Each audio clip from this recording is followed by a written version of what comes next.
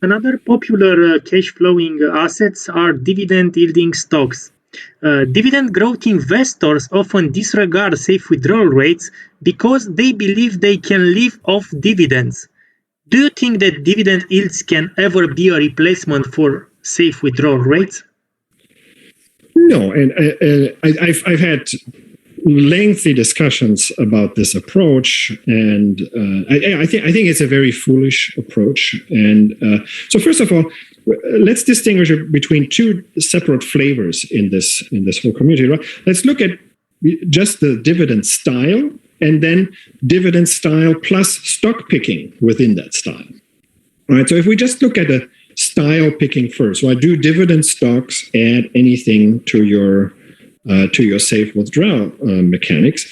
So imagine we shift away from the broad market, right? S&P 500 index. We can also shift to something that is still relatively passive, but is doing dividend stocks. Right? I mean, for example, Vanguard has a fund, VYM, Victor Yankee, M as in, what is it? Marketplace. I'm just making that up.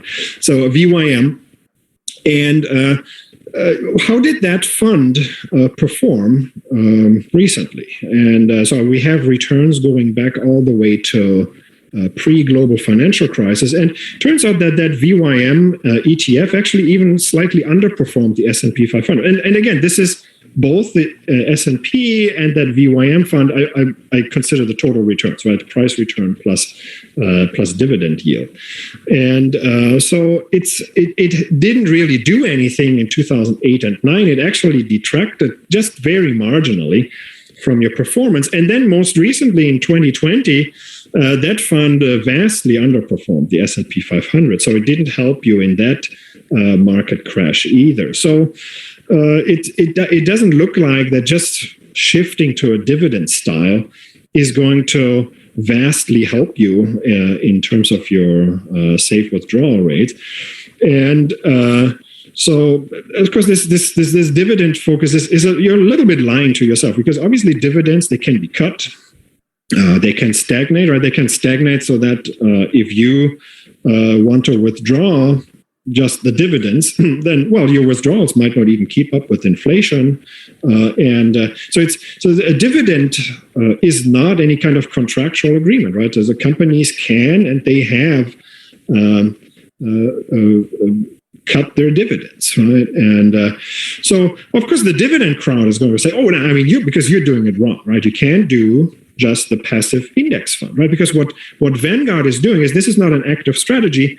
So what Vanguard is doing is, instead of doing a market cap weighting, just like the S&P 500 index funds or the total stock market funds, they weight the stocks by how much they pay in dividends, which is still relatively passive, because the weights are not going to change all that much. But there's a little bit of trading involved in managing that. So what the dividend crowd is now going to say, wow, you can't go with this passive fund. You have to pick the good dividend stocks and the stable dividend payers. And then there are all sorts of dividend aristocrats and dividend princes and dividend kings and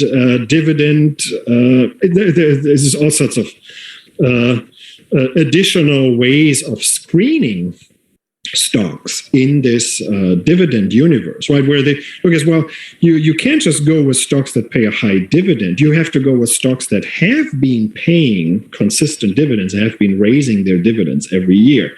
But then again, now we are wading into stock picking, right? And if you remember your discussion with Rick Ferry, you're not going to beat the market that way, right? I mean, just be serious.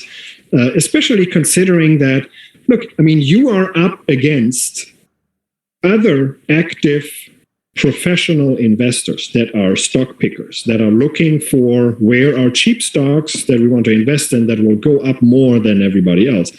And so it's not like by looking at just dividends, you suddenly have the secret sauce for becoming an active investor. Right? I mean, think about it, it's almost laughable to believe that you are the only ones looking at dividend and dividend yields and dividend consistency and dividend growth rates. That's all being looked at by all of the all of the active investors all over the world. I mean, you're not the only one looking at this.